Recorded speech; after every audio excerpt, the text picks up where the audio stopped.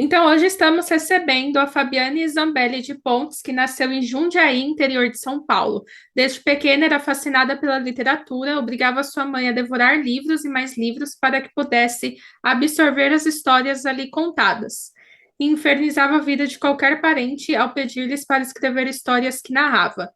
Foi durante o curso de jornalismo que a sua mente saiu do controle e os mundos explodiram, dando vida a 17 obras ainda não publicadas. Atualmente é assessora, repórter, jornalista, promoter e, claro, escritora nas horas vagas. Continua a sonhar com um dia em que integralmente será responsável pelo nascer de novas mentes em novos universos. Boa noite, Fabi. Boa noite, tudo bom, Andressa? Além desse pequeno resumo, fala mais 5 curiosidades que as pessoas não saibam sobre você. Bom, na verdade, a parte de jornalismo, né, que envolve assessoria, jornalismo, é tudo freela. Eu estou mais engajada na área da literatura mesmo, estou dando cursos literários, então, sobre encontro com escrita, escrita criativa, desbloqueio criativo e etc. Além, é claro, de ser mãe. Então, já foram 3 curiosidades aí, né? Mãe, tempo integral. Inclusive, agora o bebê está com o maridão, então ocupa muito, muito tempo, mas é uma delícia. Deixa eu ver mais 2 curiosidades minhas. Que eu estou com alguns projetos com o SESC e a Biblioteca Municipal de Jundiaí, tanto para clubes do livro, quanto para cursos e até mesmo mentoria e mediação de mesas literárias, né, com escritores, tanto da cidade quanto de fora. E que mais? Vou finalmente retomar a vida de eventos, porque eu sempre participei de eventos, né? Dessa vez eu vou retomar pós-pandemia, pós-maternidade, vamos dizer assim, agora com a Flige, que é a Feira Literária de Jundiaí. Então eu vou estar lá como atração, mediando mesa e também vendendo livro na feira mesmo ali, sabe? Feirante mesmo, gritando, vendendo meu peixe lá. É assim que a gente sempre foi, né? Em todos os Exato. anos, estamos lá em eventos. Nossa, nem me fale. E além de escrever, o que mais você gosta de fazer assim como hobby? Ou que Cozinhar, gosto. escrever seja um hobby, né? Mas Bem, eu considero tanto profissão quanto um hobby, porque se não é prazeroso, não vale a pena. Então, eu considero ali que a arte de escrever, né, e de ler também tá ali no, nesse limiar. Então, eu gosto muito de cozinhar, gosto bastante. Tá difícil também, porque mexer com fogão perto de um bebê que é extremamente ativo é difícil, mas tô ali sempre tentando fazer alguma coisa diferente, alguma coisa nova. Outra coisa que eu gosto de fazer, obviamente, é passar um tempo com os meus pets. Né? Eu tenho 3 cães e 2 calopsitas, então sempre que eu posso, eu tô com eles, tô brincando com eles, tô mimando, fazendo o que eu posso, porque minha vida profissional e minha vida como mãe acaba minando muito do meu tempo com os meus bichinhos, né? Então eles sentem, e para mim eles são como filhos, como crianças também. Não é só ir lá, cuidar da comida, dar um afaguinho na cabeça, dar água, ver se tá tudo certo, levar no veterinário e pronto. Não, você tem que dar amor, tem que dar carinho, tem que dar atenção. Então, eu gosto muito desse tempo com eles, eu tento fazer um tempo que seja assim de qualidade para todo mundo, né? E, obviamente, já falei escrever, né? Além de escrever, claro, né, que você falou. Tanto é que eu já estou com mais de 17 obras, só que nem todas publicadas. A maioria é forma e-book, porque é mais barato hoje em dia, né? Mas já tem mais de 17 obras já aí na gaveta, pelo menos. quem sabe um dia consiga publicar tudo.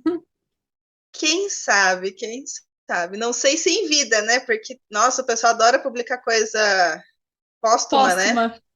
Nossa, em memória, eu falo assim, gente, pelo amor de Deus, me valoriza na vida, vai. Eu gosto de um afago também. Sim. E como você começou na escrita? Você publicou o primeiro na faculdade de jornalismo, mas você começou a escrever antes? Eu já escrevia bem, bem antes, no ensino fundamental. Eu não sei dizer exatamente que série, mas eu já comecei a escrever. foi quando eu já comecei a ter aquela segurança de escrever que toda criança ganha, né? Tipo, que no começo você vai lá, você escreve um continho, tem lá um ditado, tudo. E aí as minhas professoras começaram a me estimular na escrita. Eu tinha uma professora de português que me estimulava muito.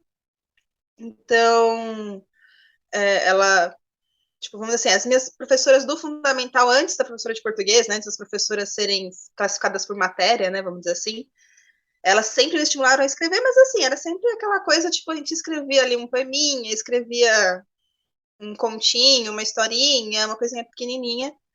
E aí, quando Redações, né?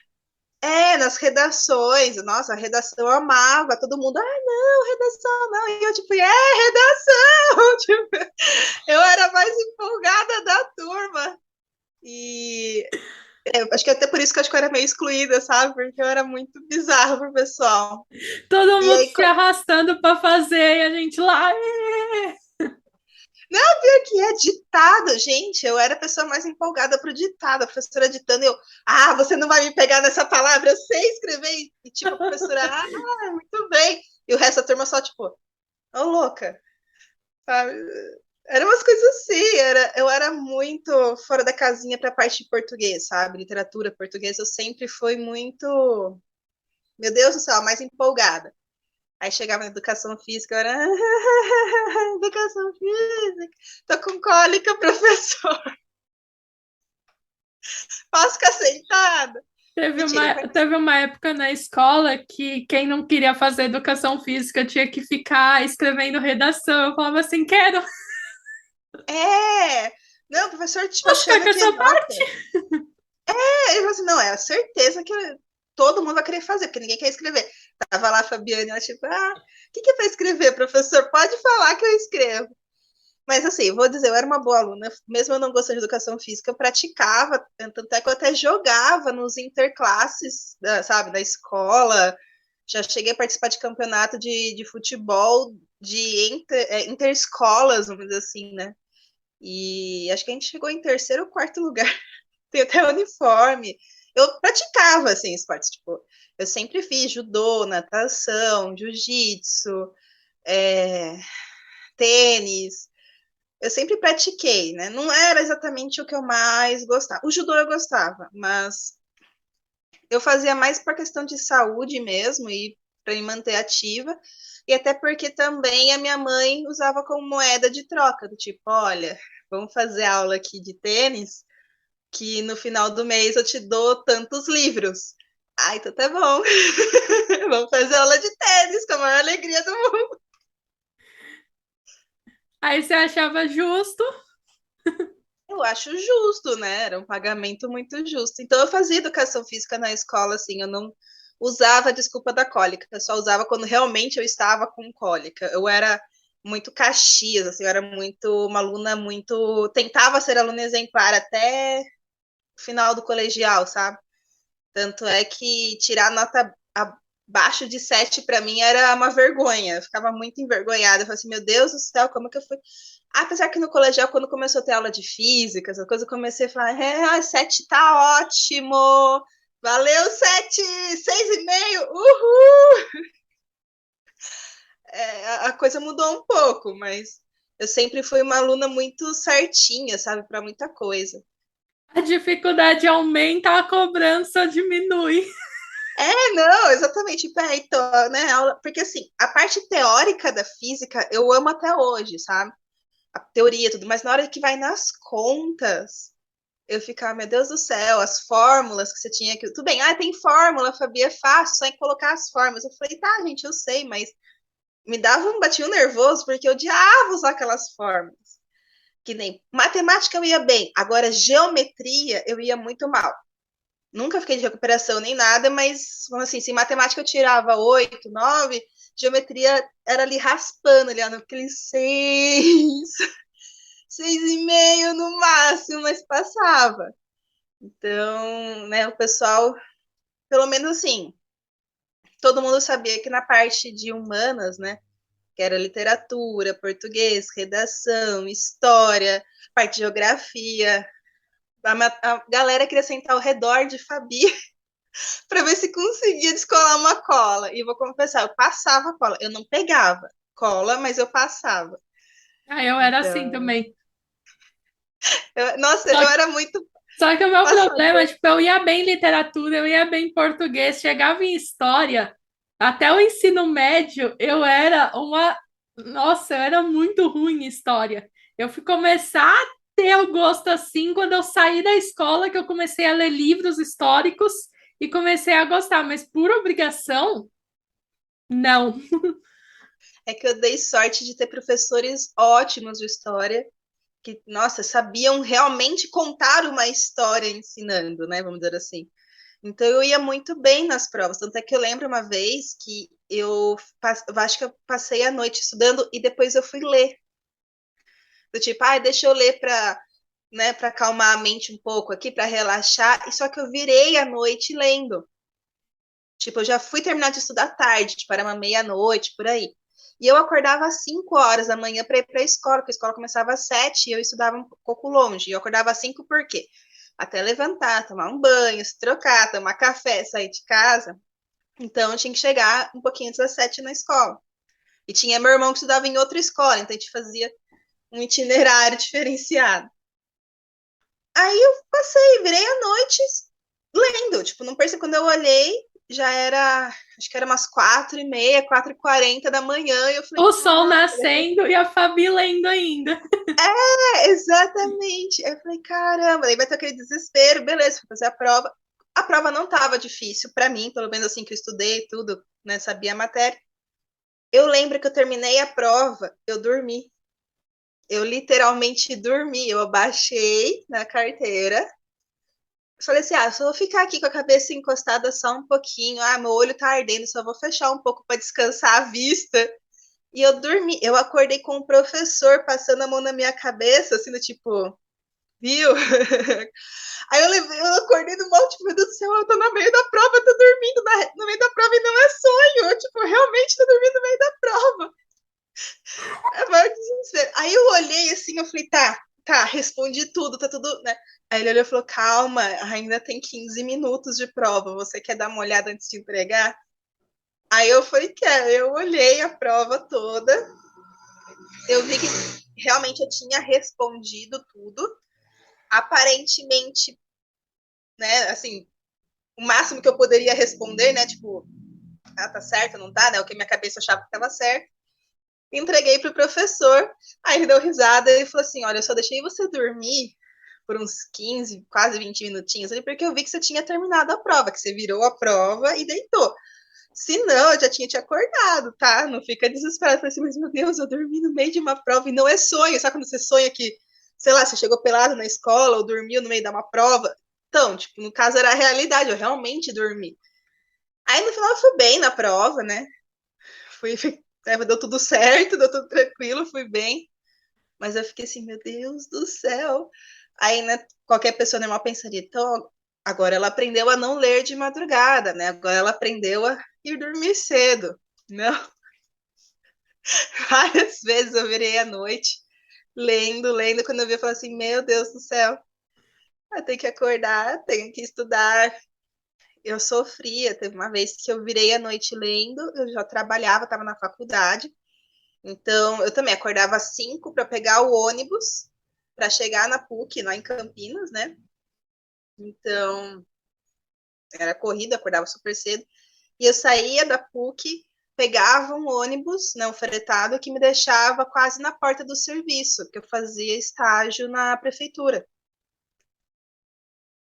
Nossa, não, mentira, nessa época eu já tinha sido efetivada. Nessa época que eu virei a noite, eu já tinha sido efetivada. Porque eu ficava lá, e nessa época eu estava trabalhando na assessoria da juventude na prefeitura, e a gente tinha, era uma época de eventos que a gente estava tentando promover ali, coordenar, né? A gente assessorava os jovens, tudo.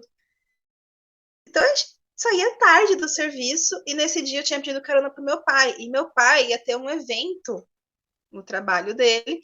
Então ele saiu tipo 11 horas da noite. Então, ou seja, eu não dormi na noite anterior, que eu fiquei lendo. Levantei às 5 da manhã, fui para a faculdade, assisti as aulas. Eu não dormi durante a aula, eu assisti as aulas. peguei o ônibus, fui pro trabalho e trabalhei até às 11 horas da noite, praticamente fiquei lá até às 11, quando meu pai pegou, cheguei em casa meia-noite e pouco. Eu nem lembro se eu jantei, pra ser sincera, eu não sei se eu cheguei a comer ou não, mas sei que eu fui pro quarto, te juro, tomei um banho, deitei, eu olhei pro livro, dei aquela pensada, será que eu leio mais 2 páginas ou não? Aí minha cabeça gritou, falou, Fabiane, pelo amor de Deus, dorme. E, tipo, literalmente eu apaguei com o livro na mão. Eu fui acordar no meio da noite, tipo, toda torta na cama, com o livro na mão, assim, segurando, falei, nossa, né? Daí eu guardei o livro e fui dormir, mas assim, era esse nível de vício de leitura. Hoje deu uma diminuída, porque o Samuel não me deixa ler livro físico, então eu leio mais e-book, porque é mais fácil ler no celular ou no e-reader, né, no Kindle, porque o livro físico, ele arranca da minha mão. Ele é bonitinho, eu tô ensinando ele a ler, então ele lê assim, tipo, ele sabe folhear um livro, mas às vezes ele empolga e os livros são mais molinhos, né? Não é que nem livro de criança que é mais resistente. E Vamos lá, essa que papo. parte de você se dar melhor em humanas foi o que te fez escolher o jornalismo como faculdade? Então, foi uma das coisas.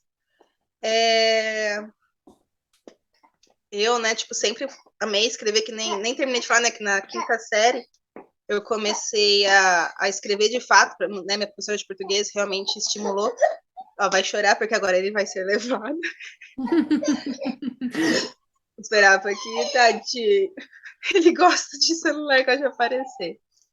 Mas a minha professora, então eu escrevia crônica, escrevia poesia, escrevia contos, nossa, escrevia muita coisa. Então, tipo, isso me estimulou muito.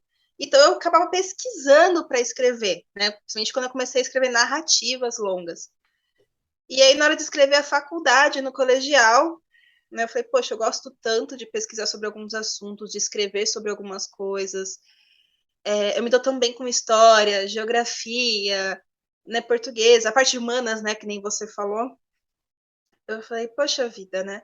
Aí tava lá, jornalismo, relações públicas, publicidade, que tá tudo ali na área de comunicação, né? Eram as minhas opções. Se eu não me engano, eu cheguei também a escolher cinema, porque, né, eu também gosto muito de, sempre gostei de séries, filmes, animes, mangás. Dorama eu já assisti antes todo mundo saber o que era dorama. Eu já curtia muito. Antes da É, fama? sim, bem antes. Nossa, eu com 15, 14. Não, com 14 anos, mais ou menos, eu já ouvia K-pop e assistia dorama loucamente. Hoje eu tenho 33 anos, então, para 34.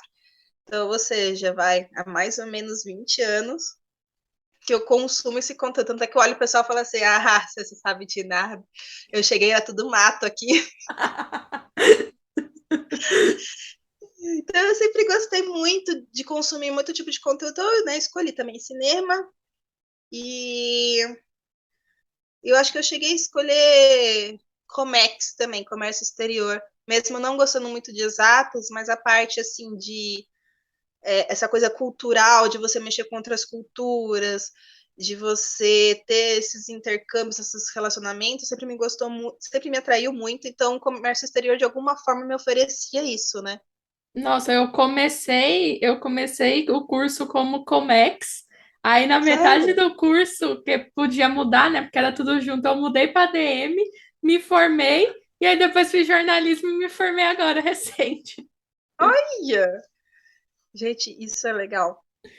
Eu quero fazer minha segunda faculdade. Eu fiz vários cursos, várias especializações, mas eu queria fazer uma segunda faculdade, principalmente agora que eu penso, já pensava também em letras, e hoje eu penso com mais veemência, vamos dizer assim, né? Com mais força, assim, e pedagogia, porque sempre gostei muito de crianças, sempre. Eu sempre fui a tia do rolê que, tem criança no rolê, pode deixar que eu cuido, pode deixar que eu brinco. Pro lado da minha mãe, eu era a prima mais velha, então sempre era eu que olhava os pequenininhos, né? Eu sempre gostei, então, né, tinha aquela veia infantil. E depois que eu virei mãe, eu comecei a ter certas pedagogias em casa, né? Comecei a consumir mais conteúdos pedagógicos, tudo para lidar com meu filho. Principalmente por causa da pandemia, que a gente ficou muito tempo em casa, só eu e ele, né? Então, assim, meio que cresceu aos olhos pedagogia, mas tá aí pro futuro, vamos dizer assim, né? Mas eu sempre me atraiu bastante. E acabei fazendo jornalismo porque quando fui, né, dessa lista de cursos que a gente vai fazendo ali, eu olhei e falei, em jornalismo eu posso escrever, eu tenho contato com outras culturas, eu tenho contato com outras informações, outros mundos, outros universos. Posso mexer com televisão, né? Tenho, né, parte televisiva. Eu posso aprender a mexer com rádio, que eu comecei a ver que tinha parte de rádio, fotografia. Eu falei, tudo são coisas que me atraem, que né, chamam o meu interesse. Então, eu acho que eu vou para o jornalismo. Eu arrisquei, comecei a faculdade, né? Falei, tá legal, tá bacana, fiz amizades ali que eu trago até hoje comigo. Aí eu falei, não, é isso. Aí quando a pessoa falou, jornalismo você ama ou você odeia? Aí isso já deu aquela, esse é um desafio. Quer dizer que é assim, então, quer dizer que eu não sei se eu vou conseguir, se eu vou... Então eu fiz. Tá me desafiando? Tá me desafiando, tá dizendo que eu não consigo, que eu tenho que amar para conseguir. Tudo bem, realmente eu amo o jornalismo, mas eu confesso que ele, assim, tá cada vez. Não falar menos, porque a veia jornalística não sai da gente, né? Mas a minha interação, assim, a minha participação no meio jornalístico, ele tem diminuído um pouco por causa justamente dessa guinada que deu na minha vida, em que eu consegui me inserir cada vez mais no meio literário de fato. Tanto é que a minha especialização em jornalismo, uma das, né, que eu fiz duas, é jornalismo literário. A primeira, né, foi jornalismo literário.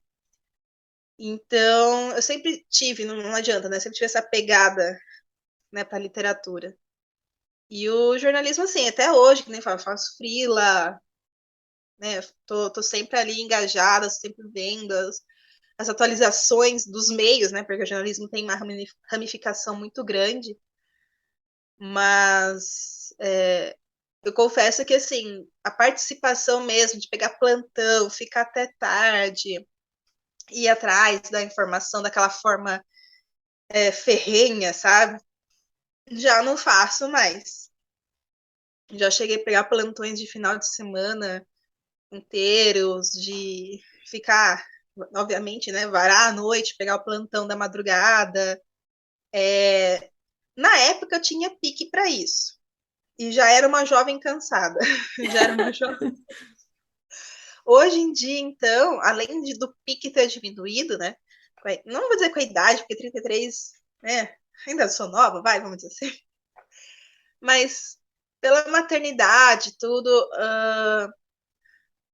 como eu sempre quis mãe, eu coloco a maternidade muito acima, né, tipo, de qualquer trabalho, vamos dizer assim, né, meu filho acima de qualquer trabalho, eu tenho esse privilégio, né, graças a Deus eu tenho esse privilégio de poder escolher. O plantão, para mim, judiaria muito desse meu relacionamento com meu filho, né, eu ficar uma madrugada inteira fora, um final de semana inteiro fora, judiaria muito, assim, eu não sei se eu mesma não sei se eu conseguiria, né? Ele, se ele crescesse com esse costume da mãe ausente, ele obviamente acostumaria, mas eu não me sentiria bem, justamente pelo fato de eu ser a mãe ausente, né? Então, hoje já não consigo, no momento, encaixar esse tipo de vida para mim, que eu sempre fiz e não consigo mais. Mas os freelas não tem problema, né? O freela não é plantão, não é nada. Você tem ali o seu prazo, que geralmente é um prazo bem maior do que o da redação, né? Que você ganha de redação ali. E você faz os freelas, faz de assessoria, faz um freela jornalístico mesmo de reportagem. E assim vai. E aproveitando que você falou disso, qual a sua relação com a literatura? Vamos dizer assim, é tanto de, que nem eu falei, né? Tipo, ela se enquadra tanto como um hobby quanto uma profissão, né? Porque é prazerosa para mim. E hoje em dia eu trabalho com ela, eu ganho dinheiro com ela. Mas não deixa de ser um hobby porque me traz prazer. Tipo, é meu momento ali de. A literatura é meu refúgio. Então, seja no momento que eu estou lendo um livro mais tranquilo, um romance, né? Ou uma aventura ali mais sossegada, né? Mais assim, realmente divertida. Ou seja, quando eu estou trabalhando, por exemplo, na revisão de um livro, ou com leitura crítica de um livro, em que eu tenho que ser ali um pouco mais chato, um pouco mais crítica, que eu tenho que realmente analisar a estrutura, tudo da narrativa, do enredo em si, né, da escrita. Então, assim, não, né, tipo, tem gente que fala assim, meu relacionamento é de amor e de ódio, porque quando eu tô lendo, tô amando, quando eu tô trabalhando, tô odiando. Não, comigo eu não cheguei na parte do ódio, e eu acho que se algum dia eu chegar perto da parte do ódio, assim, de sentir raiva, ai, meu Deus, não acredito, aí já perde, vamos dizer assim, todo esse tesão da coisa, sabe, esse gosto, esse prazer de trabalhar, e aí, pra mim, já começa a, assim, a cair a partir daí, né, já começa, provavelmente eu vou começar a procurar uma outra coisa para fazer, porque já trabalhei muito por trabalhar, vamos dizer assim. Já teve uma época da minha vida que eu trabalhava para receber, para ter salário. E eu não recebia pouco, não. Eu tinha cargos, né, assim, vamos dizer assim, hierarquicamente falando, né, altos.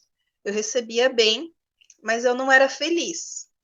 Eu não sentia prazer no que eu estava fazendo. Eu percebia que eu estava cada vez mais e mais cansada. É, sabe, eu não. É aquela coisa, eu ia rastejando, voltava rastejando, Começa a porque desgastar, né? porque você fala, você tá ganhando dinheiro, dinheiro traz felicidade. Sim, gente, eu não vou ser hipócrita de falar que dinheiro não traz felicidade, traz. Se o dinheiro pode comprar livros, e livros é felicidade, então o dinheiro traz felicidade, sim. Mas traz conforto, tudo. Só que assim, eu falo, tá, de que adianta eu receber tão bem assim, se eu não tenho nem tempo para gastar? Porque eu chegava em casa super tarde, saía super cedo, chegava no final de semana, às vezes vinha um plantão, às vezes eu tinha que sair correndo resolver alguma coisa. Então não era todo o final de semana que eu tinha disponível para mim. Aí eu falava assim, tá, eu vou gastar no quê? Eu não consigo sair. Durante a semana, o que eu mais quero é chegar, deitar na minha cama e dormir. Durante final de semana, ok, vou gastar você no final de semana. Ok, esse final de semana eu posso, final de semana seguinte não posso, por exemplo. Ou então, eu estou aproveitando, estou no cinema, estou curtindo, estou saindo. Alguém me liga, viu, Fabi, deu um problema aqui, a gente precisa que você venha resolver. Ou então, eu não estou conseguindo acessar tal coisa. Ou deu um chabu. E toca a Fabi correr para outra cidade para resolver o trabalho, resolver o problema. Perdeu o final de semana. Então, eu falava assim, tá, do que adianta? E eu acabava gastando com besteira, assim, falava assim, não, besteira não. Muita coisa acabou virando meu enxoval, que hoje tá aqui em casa. Mas, assim, eu comprava online, entregava em casa, falava, olha só que legal que eu comprei. E guardava. Então, assim, eu falei, tá, que prazer que realmente tá me dando, sabe? Tipo, eu não tô tendo, assim, eu não era, tipo, com cargo, vinha mais responsabilidade. Então, eu falo assim, eu não sou o tipo de pessoa que nem as pessoas abaixo de mim que falam assim, eu trabalho de segunda a sexta, 8 horas por dia, acabou. O resto desse tempo é para mim. Eu não tinha isso. Então, eu falei, não adianta, eu vou sair disso, e sem contar que às vezes chega um ponto do trabalho, somente em assessoria, né? Que você assessora algumas pessoas que o lugar que você tá te obriga a assessorar e você não consegue no final do dia colocar a cabeça no travesseiro. E Mas você assim, sempre gostou de ler fantasia? Você sempre foi mais pro nossa, lado da fantasia? eu sou apaixonada em fantasia. Eu ouso dizer que é um dos meus gêneros prediletos, se não o predileto. Eu acho que eu sempre tive essa veia realmente fantástica, porque quando eu paro para pensar, a maioria dos livros que eu consumia e consumo até hoje é de fantasia. Não consigo escapar disso. É... Claro, consumo outros gêneros, obviamente. Outro gênero que eu amo é terror com suspense, não, ou suspense com terror, né? Tipo, terror e suspense. Nossa, eu adoro. E ficção científica, só que assim, a ficção científica é mais o space opera, né? Em si. Então eu sou fascinada. E outra coisa que a faculdade me trouxe, e eu descobri que eu sou apaixonada também, mas só depois da faculdade de jornalismo, que são os livros reportagens. Eu amo livro reportagem, eu tenho vários.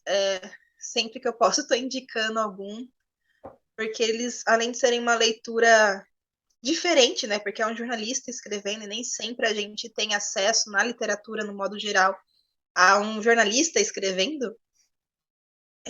Então é uma forma de escrita que você percebe que é diferente, né?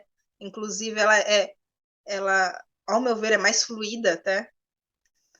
Ele agrega muito, tanto na parte de informação como parte sociológica, né? Essa parte assim social, Uhum. ética, de valores em si, né?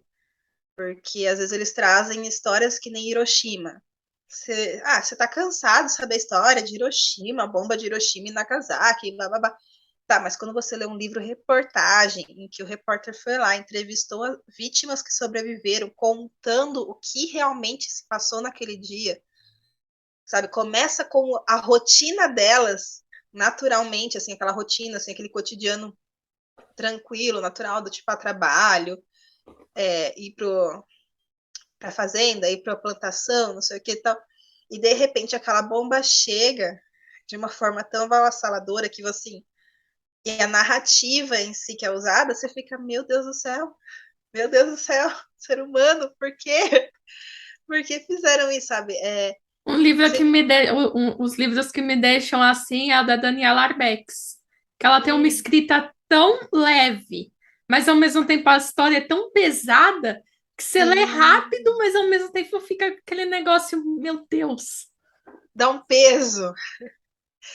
Mas assim, Sim. você termina de ler, você fala, tá, quero mais.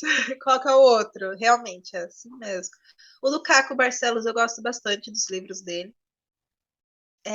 Eu achava que ele era uma pessoa, inclusive, assim, super conhecida, sabe, no meio literário também, além do jornalístico, óbvio. Só que quando eu fui indicar, que eu indiquei dois livros dele, que são dois livros, vamos dizer assim, eu vou dizer um termo, né, carne de vaca, vamos dizer assim, todo mundo já leu na minha concepção, que é o Rota 66 e o Abusado. Todo mundo conhece, tá? Eu falei assim, esses dois livros, assim, são antigos dele, conhecidos, tá? Se não me engano, foram até usados para fazer vestibular da Casper, uma época, como leitura para vestibular. E eu fui indicar, né? Falei assim,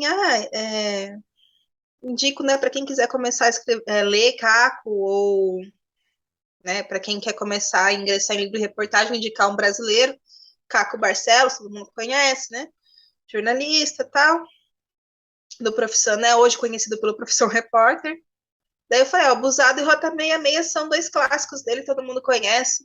Muita gente falou, sério que o Barcelos tem livro? Sério que o cara do Profissão Repórter tem livro? Nossa, eu falei assim, gente, mas ele escreveu livros sobre realidades brasileiras, sobre casos muito conhecidos, famosos, tal. Inclusive os livros são, né, famosos. Não, não são, não conheço, mas era muita gente. E eu fiquei assim, caraca! E para mim sabe assim, já era, Uhum. sei lá, um tipo Rick Riordan, entendeu? Tipo, todo mundo conhece, todo mundo sabe que existe, mesmo que nem todo mundo tenha lido, mas sabe que existe. Eu falei assim, gente.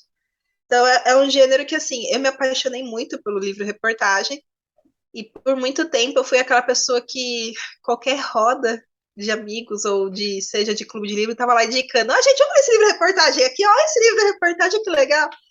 Porque, tipo, eu sempre. Nossa, tem muitos livros reportagens aqui. Eu gosto muito tanto da história por trás do livro, né? Como é que foi que o jornalista abordou as testemunhas, abordou as pessoas, né, os entrevistados, como que ele chegou naquilo, naquela informação, o que aconteceu, não aconteceu com ele. Que nem o Caco, ele recebeu inúmeras ameaças de morte na hora que ele estava escrevendo esses 2 livros, por exemplo. Porque ele está lidando com o Comando Vermelho, sabe? Ele está lidando ali com uma história muito delicada sobre milícias, né? Sobre assim, essa parte assim mais sensível do Brasil, vamos dizer assim, nessa violência que tanto, né, de ambos os lados, tanto da comunidade ali quanto da parte da polícia. E então ele recebeu ameaça de ambos os lados, sabe? E ele contando, você fica, meu Deus. Então, assim, eu acho muito rico tudo isso, né? E a parte da fantasia sempre fui, tipo, né? Sempre fui fora da casinha. Eu nunca consegui pensar como a maioria, vamos dizer assim, baseado na minha turma, por exemplo, nas minhas turmas de, né, nas salas de aula. A minha cabeça ela sempre explodiu muito fácil, sabe? Ela sempre foi para caminhos que o pessoal fala assim: Meu Deus do céu, Fabiane, que isso? É muita criatividade. E então eu sempre consumi muito livro assim. Sempre fui apaixonada. E claro, o terror e o suspense, até hoje, tanto livro quanto séries e filmes, eu sou apaixonada. Né? Gosto de levar um susto, assim, de um gore, às vezes, sabe? Tipo, meu Deus, Essa que parte eu não gosto muito, não. Eu gosto de suspense, mas terror não é comigo. eu sempre gostei, sempre tive esse fascínio, assim, sabe? Mesmo no cagaço, mesmo morrendo de medo, tipo, de não conseguir dormir à noite, eu, eu gostava, não sei, acho que não sei, eu sou masoquista se for, porque eu sofro, mas eu gosto. Até para livro, tem livro que eu tô lendo, eu fico, meu Deus do céu, por que eu tô lendo isso? Meu Deus do céu, é muito bom, mas eu não vou dormir à noite. Mas eu leio. Então eu gosto. Eu não sei se você começou fantasia com esse receio, mas eu gosto muito de fantasia também, mas eu sempre tenho aquele receio de cair naquele esquema de pirâmide de você ler um livro, aí precisa ler outro para entender aquele livro, aí depois você precisa ler outro. Tipo a Cassandra Clare. Sim, Cassandra Clare eu ainda não comecei, porque você tem que ler tal série, aí depois você tem que partir tem, para outra série, voltar para eu aquela acho que eu série. tenho Eu dois fico assim, lixos. o esquema de pirâmide para entender uma história. Sim. Então, isso começou de uns anos para cá, porque assim, na minha época de leitora lá atrás, desde de pré-adolescente, vamos dizer assim, vamos pegar pré-adolescência, não era assim. Eu acho que a série assim de livros que as séries, né, vamos dizer assim, a primeira série de livros que eu li que era grande foi Os Caras do Pedro Bandeira, grande, entre aspas, né, que na época eram 5 livros. E ainda assim, tipo, dava para você ler separadamente? Dava.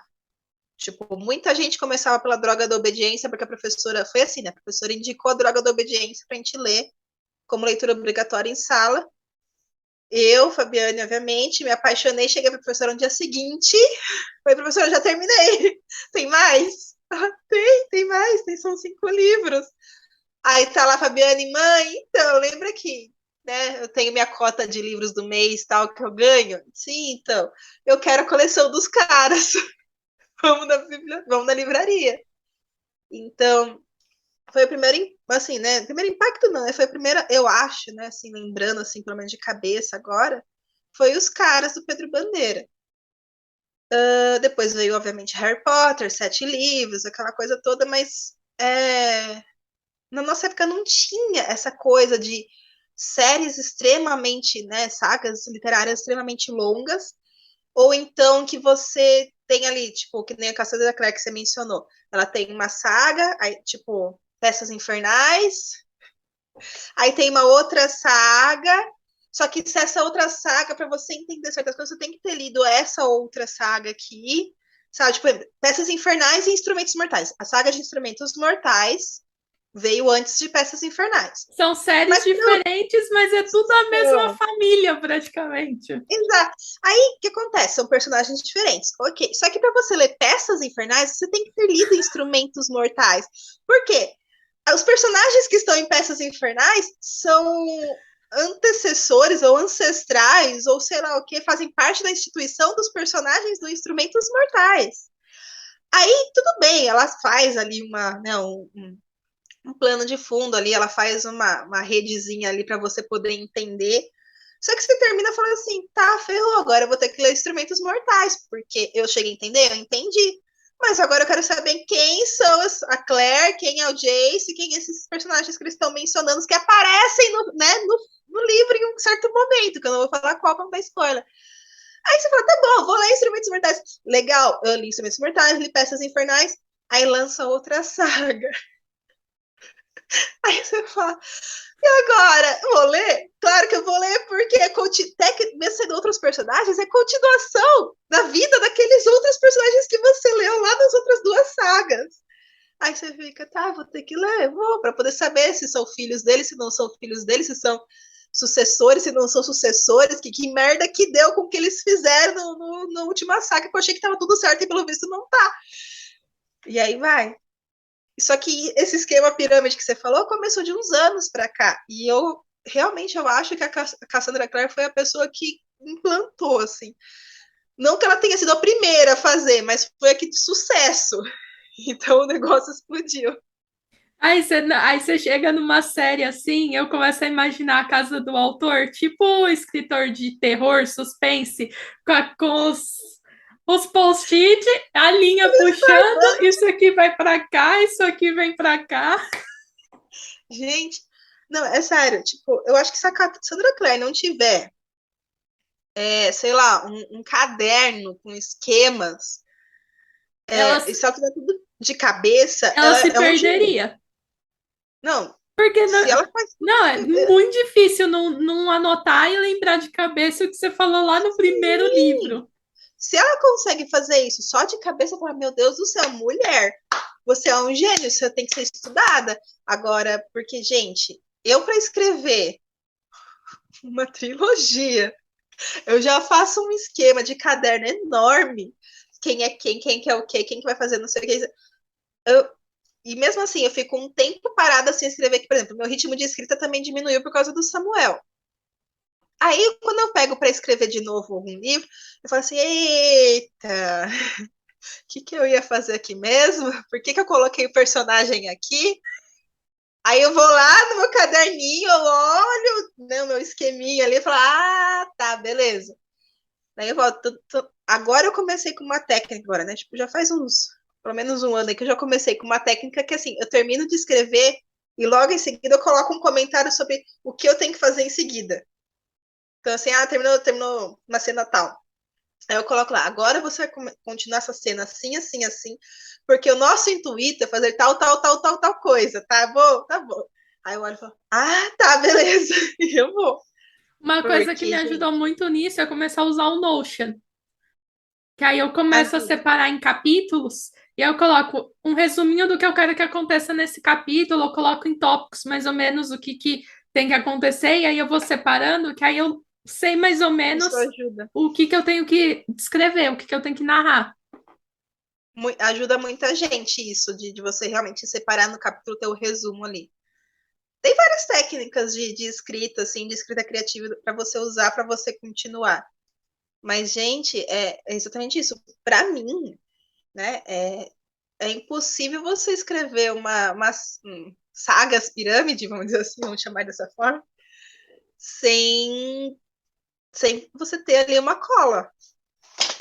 Sem você pelo menos ter alguma coisa ali para você né, poder olhar e falar, ah, beleza, daqui que eu vou. Ah, foi isso que eu fiz. Porque ela não escreveu tudo em um mês. São ali anos e anos de trabalho já. Então, como é que ela vai, tipo, sei lá, ela vai mencionar o primeiro livro de Instrumentos Mortais, que é. Até esqueci o nome, alguma coisa. Cidade de Ossos, acho Cidade que dos Ossos. Cidade dos Ossos. No último livro que ela tá escrevendo. Caraca, tipo, ela tá, né? Você mesma como autora, tem hora que você fala, eita, peraí. deixa eu pegar aqui, deixa eu pegar uma colinha, deixa eu ler meu próprio livro, deixa eu dar uma licença. Não, esse negócio Porque de se perder, eu tava lembrando que eu achei um livrinho que eu escrevi, sei lá em que ano, acho que foi pré-escola, assim, que a gente fez um livrinho, montou um livrinho, eu achei esses dias, aí tinha uma historinha que estava escrito no título, Viagem à Itália, alguma coisa assim, aí o texto vinha assim, é, foram não sei quantas horas de voo, umas 2 horas de voo, chegamos na Bahia. Aí eu fiquei assim, ué, não era na Itália? Por que que agora tá Bahia? essa ponte aérea tá estranha.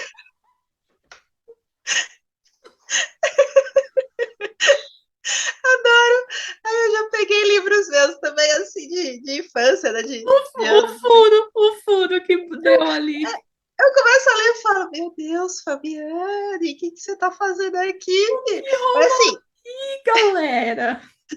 tem seu valor? Tem, claro que tem. Hoje, com o conhecimento que eu tenho, eu posso pegar esses livros que eu escrevi e melhorar, né? Tipo, obviamente, mexer e tal. Afinal, você tinha o quê? Quantos anos você tinha? Tipo, 8 pra Deve baixo? ser por Seis, aí. sabe? Tipo, é muito novinha. Então, assim, a nossa cabeça de criança, ela não sabe seguir um padrão. Ela tá aqui. É uma cabeça, assim, a cabeça de uma criança, normalmente, ela já é um TDAH, entendeu? Ela é hiperativa com déficit de atenção, porque a criança, ela dificilmente prende a atenção dela muito tempo numa coisa só. E ela vaga muito, a criatividade ali, ó, explodindo. Então, Boa. ok, comecei com Itália, por que não vou pra Bahia? Ué, posso ir pra Bahia? Claro que posso ir pra Bahia, por que não? O bom disso é que vira história depois, né? Então, aí, tipo, que nem, por exemplo, viajar ao Japão, vou parar em São Paulo, por que não? Ué, tem a liberdade não é o o Japão brasileiro? Então, pronto, acabou. Exatamente, é o pedaço do Japão do Brasil. Acabou, é por que não? Então, assim, é umas coisas que realmente, eu lembro que eu escrevi uma vez, uma vez, né? Eu, quando eu criança, escrevi o Guardiões da Fênix. Hoje eu, né, já reescrevi, tô melhorando, na verdade, é uma trilogia. Era baseada em Harry Potter. Obviamente, você percebe a veia Potterhead, assim, ó, ao extremo. Eu tinha, acho que, o quê? 11 para 12 anos. Que foi, assim, bem começo de Harry Potter aqui do Brasil mesmo. Eu escrevi Guardiões da Fênix, achei que tava arrasando, escrevi uma trilogia. Aí eu fui ler hoje, assim que eu digo, tipo, agora, né, tipo, com mais experiência, mas eu falei assim, meu Deus, Fabiane, o que você tá... Primeiro, tem uns pedaços aqui que é plágio puro, minha filha. Se publicar, isso aqui dá uma ruim.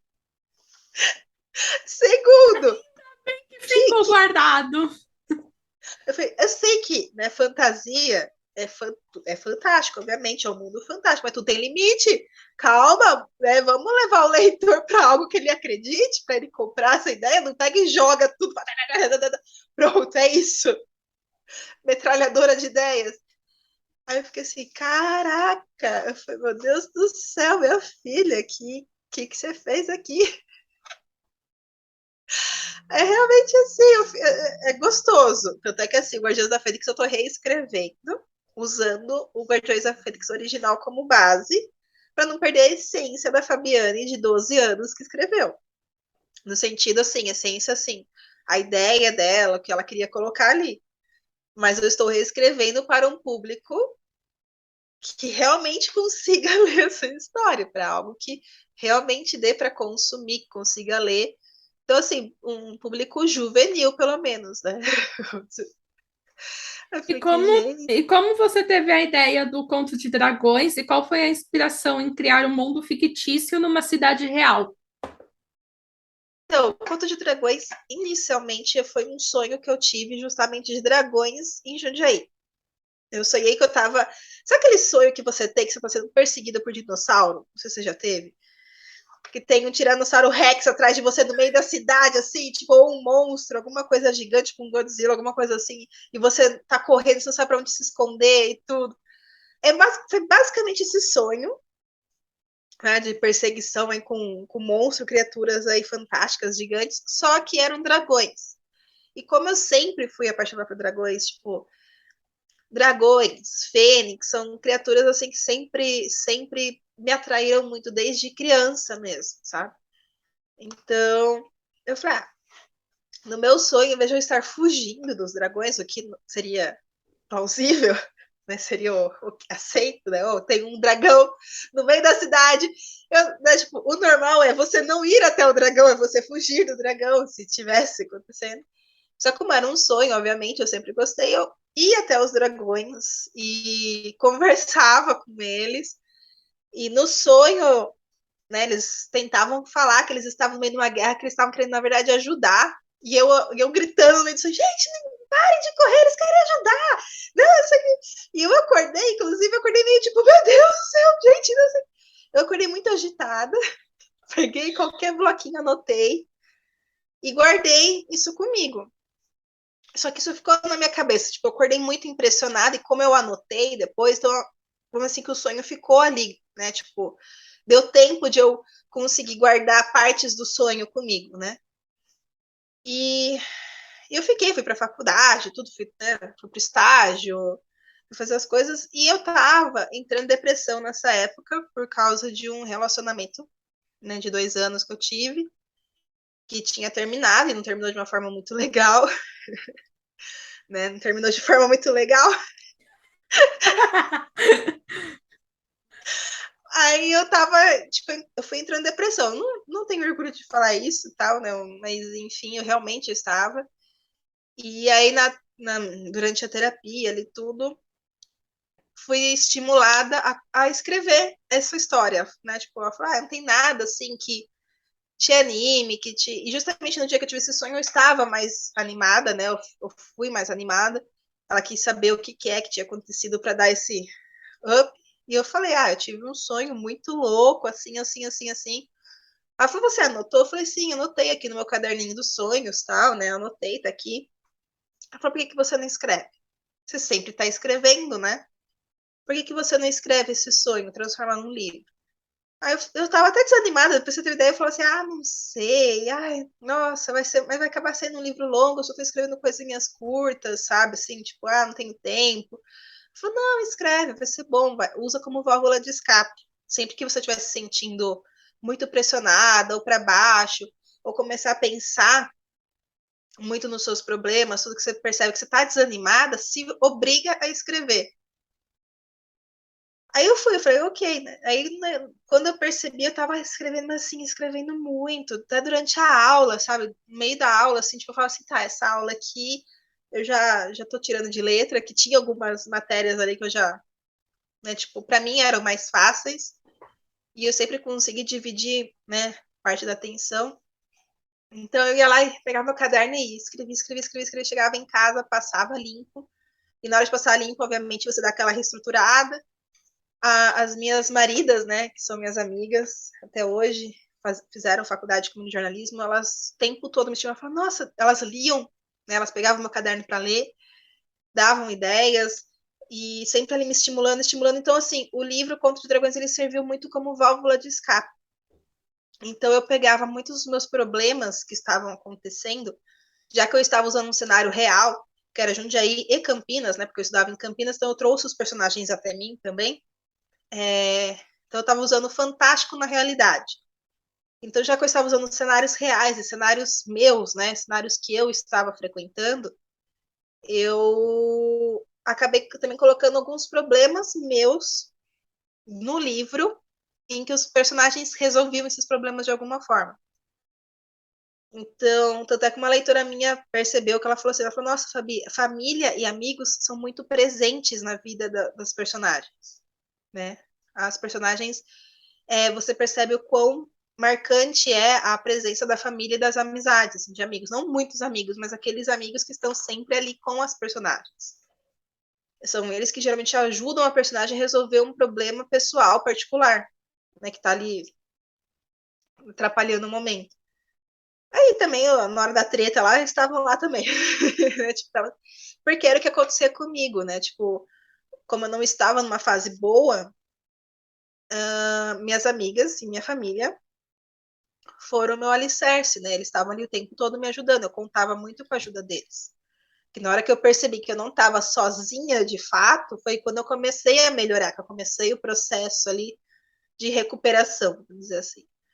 E então eu coloquei muito disso no livro, não assim, obviamente, com foco, né? Mas assim, entre linhas, eu fui colocando, fui impregnando o livro com essas mensagens, com esses acontecimentos. E eu só fui me dar conta, para você ter uma ideia de que eu estava fazendo isso, quando um leitor meu veio, que até me deixou emocionada. Ele falou que o livro tinha ajudado ele, porque o livro ele também estava passando por um momento difícil na vida dele, né? Estava em depressão e com outros problemas. E quando ele leu algumas passagens do livro, algumas mensagens, né, algumas falas dos personagens, que ele realmente percebeu que ele também não estava sozinho, né, que ali havia outras pessoas com ele naquela batalha, mesmo que ele se sentisse sozinho, sempre tinha alguém atrás dele, sempre ajudando, sabe, sempre ali, ó, parando. E que o livro, com essas mensagens, que deu forças para ele procurar ajuda profissional, né, um terapeuta, um psicólogo, para ele começar a se cuidar, que agora ele estava muito melhor. Aí eu fiquei super emocionada, falei, gente, mas é uma fantasia, assim, bobinha, sabe, assim, um romance, assim, do meu ponto de vista, né, como, tipo, uma coisa singela, sabe, tem romance, tem uma aventura, tem ali uma guerra, né, tem a parte fantástica. Eu nunca imaginei que, de alguma forma, o que eu tinha escrito, para mim, para me ajudar a passar por uma fase difícil, estava realmente ajudando alguém a passar pela fase difícil dessa pessoa. Então, tipo, foi aí que eu falei, meu Deus do céu, nunca mais vou parar de escrever. Agora é que eu vou escrever mesmo, tanto porque eu tenho uma história para contar. Acho que todo escritor realmente é escritor porque tem uma história que quer contar, que precisa contar. Tanto também pelo fato de que eu estou dividindo algo meu com outras pessoas que talvez isso possa tanto ajudar quanto, sei lá, distrair um pouco num momento difícil. Então, assim como muitos livros me ajudaram também a distrair, a servir como válvula de escape, a me formar de alguma forma, né? Tipo, o que é a Fabi hoje é tanto pelas minhas interações sociais, quanto também pelo que eu consumo, né? Então, querendo ou não, tem muita gente aqui, ó, muito escritor que eu consumi que faz parte de mim hoje. Então, né, gostou você pensar que você também faz parte do crescimento de alguém. Sabe, mesmo que seja, sei lá, um crescimento cultural, que já é muito para mim, mas já ajuda, assim, já, tipo, já falo, caraca, isso é da hora. Aproveitando que você mencionou isso, tem algum autor ou autora que te inspira a continuar na carreira de escritora? Então, o que me inspira a continuar na carreira de escritora, eu acho que é tanto a minha paixão pela literatura, pela escrita, quanto os meus leitores, de fato. Porque esse feedback, esse contato com os leitores me estimula muito a seguir em frente. Agora, o que, vamos dizer assim,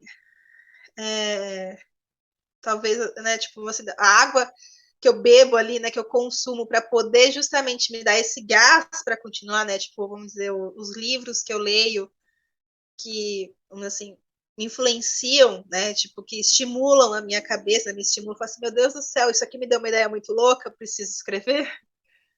São muitos, mas é muitos mesmo, tipo, de verdade. Tipo, acho que é difícil falar um ou outro. Seria uma lista e uma lista bem grande. Mas agora sim, que viria na cabeça de livros assim que eu né, tipo, consumo e consumo com frequência e gosto, tô sempre lendo, seria o Senhor King, né? Stephen King. Sou apaixonada, tem uma coletânea dele aqui. Tipo, amo, inclusive a Torre Negra para mim é uma das sagas, uma das melhores sagas literárias que existem, sabe? Todo ano eu tô lendo, tô relendo, né, no caso. Eu não vou falar da Rowling, porque ela tem algumas ideias que eu não compartilho, mas Harry Abafa, Potter, abafa, abafa. abafa, né? Deixa abaixo. Deixa abaixo, deixa abaixo. Mas Harry Potter em si, né, a saga de Harry Potter ali, né, tipo, desvinculando da Escrita autora. pela Hermione Granger. Exato. É, sempre, nossa, eu amo até hoje, eu tô sempre consumindo, eu sou bibliófila relacionada a Harry Potter, porque sempre que lança uma capa nova de Harry Potter, eu fico, meu Deus do céu, por quê? Eu quero ter, eu quero todas. Ah, mas Rocco, a história para! Já deu, Rocco! já deu, mas. Mas a história não muda, é a mesma história. Eu falei, não importa! O livro é lindo, eu quero! Então, assim, tô sempre consumindo e acabo relendo quando eu compro, né, um boxinho novo. É, a gente tem também, olha, a gente falou da Cassandra Clare, eu leio muito Cassandra Clare justamente porque ela fez esquema pirâmide comigo e funcionou. Fui presa Entrando, e eu entrando numa questão um pouco mais polêmica, assim, você comentou da Hermione Granger, né, a autora de Harry Potter. então. Você acha que quando uma autora é cancelada, como o caso dela, influencia muito na obra, assim, vamos supor, a autora é cancelada, ai, mas não pode mais dar o dinheiro para ela. Que Ah, serve? Porque Harry Potter é uma saga muito conhecida e que trouxe muita gente para o mundo da literatura. Então, quando teve todo esse caso com a Rowling, começou um monte de gente a entrar nessa polêmica de tipo, não vamos consumir mais para não dar o dinheiro não para dá ela, não ibope. deixar ela É. mais. Mas você tem a Então, divisão, dá para separar autor de obra? Você acha que dá para separar o autor da obra? nem sempre, às vezes dá, às vezes não.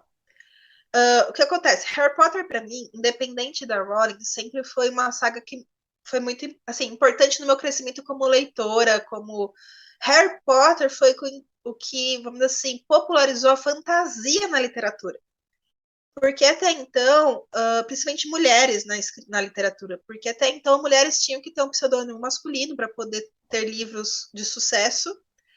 E fantasia, principalmente escrita por uma mulher, era visto como algo tipo baixa, não gosto de ser termo, mas fala baixa literatura. Quando Harry Potter veio para o mercado e fez o sucesso que fez, ele quebrou muitas barreiras, o que abriu muitas portas, que até hoje são utilizadas essas portas. Nós mesmas, como autoras, principalmente eu como autora de fantasia, estou usando uma dessas portas que foi aberta. E na época que ela escreveu, que ela publicou, ela não era uma pessoa rica, milionária, que não, ela realmente ela sofreu muito a Rowling para poder publicar. Então, assim, eu não vou desmerecer as batalhas que ela passou. O problema é que depois ela começou a ter algumas ideias, né, não muito bacanas. Ela mesma já defendeu muitas bandeiras, vamos dizer assim, né? Já defendeu muitas causas que hoje eu defendo, sabe? Muita gente defende. Ela já teve muitas polêmicas ali que ela batalhou a favor dessas polêmicas. O problema foi que na hora que chegou ali numa pauta que ela travou, e ela travou de um jeito muito feio, muito ridículo, muito. Enfim, né? Assustador, vamos dizer assim, porque né, tipo, foi de uma tamanha ignorância de uma autora que até então ela vinha batalhando em frentes e mais frentes, e de repente, né, agiu de uma forma tão ignorante que Ela bateu foi numa tecla e não saiu mais daquela tecla. exatamente que eu falei assim, meu Deus, eu não sei o que aconteceu na cabeça dela, eu não sei o que aconteceu ali, que de repente nem parecia ser a mesma Rowling, sabe? Assim, nem parecia ser a mesma pessoa. E Harry Potter em si tomou uma vida própria, independente dela. Não tem mais como você retirar Harry Potter da vida das pessoas, não tem mais como.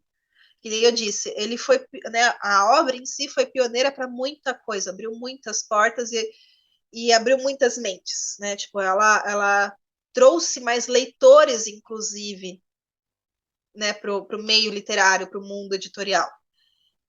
O índice de leitura subiu por causa de Harry Potter. Se você for pesquisar, você vê isso. Os jovens passaram a ler mais. né? Adultos também, consequentemente. Então, assim, não abriu somente porta para escritores, mas também para leitores. Então, nesse caso específico da Rowling, é muito difícil você descreditar, de você, sei lá, cancelar uma obra como Harry Potter, mesmo que a autora esteja cancelada. Então, nesse caso, a gente consegue desvincular, até porque se você reler Harry Potter, você consegue ver ali algumas discussões, alguns debates que são atuais até hoje, né? Então, não tem porque ali, pelo menos eu, até o momento, né, nas minhas releituras, eu não consegui ver nada que reflita essa opinião tão ignorante da Rowling atual. No meio literário de Harry Potter, vamos dizer assim, no meio da narrativa de Harry Potter, eu, pelo menos, particularmente, eu não sei se algum especialista já encontrou alguma coisa, eu não sei se algum fã já releu, já viu alguma outra mensagem que eu não peguei, mas eu não vi. Então eu consigo desvincular. Que nem eu falei, eu consigo manter Harry Potter comigo e abrir mão da Rowling, tranquilo. Eu não consigo mais consumir outros livros dela. Eu comecei a ler lá uma saga que ela começou escrevendo com pseudônimo masculino, inclusive, né? E parei no primeiro livro porque eu não consegui mais consumir outros livros dela, porque esses outros livros eu não consigo desvincular do Dessa nome dela ideia mesmo, recente. exatamente, mesmo que ela assine com outro nome, sabe? Eu não consigo separar. Harry Potter eu consigo porque quando eu li Harry Potter, tipo, eu era muito nova, obviamente, então assim, para mim era Harry Potter. J.K. Rowling, tipo, veio depois. Só depois Harry que eu Potter comecei a ler. acima dela. Exatamente, só depois que eu comecei a ler Harry Potter, que eu falei, deixa eu ver quem que é a autora. Então, tipo, e é o que eu falei, durante muitos anos ela veio com discussões muito fortes, assim, e positivas, vamos dizer, né? Tipo, discussões realmente assertivas. E foi de repente que ela falou uma merda lá e continuou chafurdando a merda, vamos dizer assim, né? Não quis sair dali, não quis aprender, não quis entender e ficou. Porque eu não consigo seguir uma pessoa que discrimina outras dessa forma, entendeu? Tipo, eu não consigo. Mas eu consigo separar o Harry Potter dela. Porque justamente quando eu comecei a Uhum. ler, não existia Rowling na minha cabeça. Pra mim era Harry, Rony, Mione e companhia. Meu Deus do céu, vou escrever fanfic desses dois. Deixa eu ver quem que é a autora, peraí. E aí vai E descobrir. Harry Potter foi uma história que impactou globalmente, né? Mas mudando um pouco pro nacional, pro nosso país, como você enxerga a literatura daqui hoje em dia?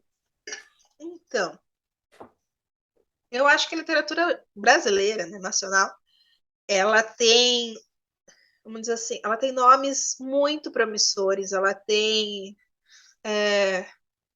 Ela abriu muitas portas, né? Porque, vamos dizer assim, houve aí um boom no mercado editorial em que começou a se facilitar um pouco o acesso às editoras. Então, mesmo que você. Porque antigamente você tinha que passar por um processo seletivo muito ferrenho para ser publicado. Mas muito, muito ferrenho, assim, cruel. E, obviamente, autores nacionais perdiam de lavada para livros internacionais. Né? Porque até hoje, infelizmente, existe esse preconceito literário de que o que vem de fora é melhor do que tem aqui dentro. O que eu acho ridículo e eu batalho contra isso até hoje. Mas, enfim. E quando começou a se ter outras editoras de médio a pequeno porte, ou até mesmo de grande porte, mas abrindo para que o autor possa bancar a sua própria obra de alguma forma, vamos dizer assim, a editora coloca o selo, viabiliza tudo, desde que o autor parcele a vida toda ali para poder publicar, isso abriu muitas portas para que os autores começassem a aparecer, autores brasileiros. E isso é muito bom porque realmente começaram a vir nomes, que eu falei, promissores, histórias muito boas, narrativas maravilhosas. E só que quando aconteceu esse boom negativo por causa da pandemia, que o papel aumentou o preço, o gráfico aumentou, a tributação em cima dos livros aumentou, sabe? Imposto, não sei o quê. E ficou mais caro você produzir um livro no Brasil. As editoras fizeram o quê? Para não fechar e só vender livro internacional, porque o retorno é maior, elas começaram a não mais fazer seleção. Porque, assim, antigamente que eu digo, 2016, 2015, 2014 ali, acho que 2012 até uns 2010, 2019, vamos colocar aí, antes justamente da pandemia, a gente podia pagar, obviamente, para publicar o nosso livro. Porém, se você fosse publicar para uma editora, você passava por um critério de seleção antes, mesmo você pagando.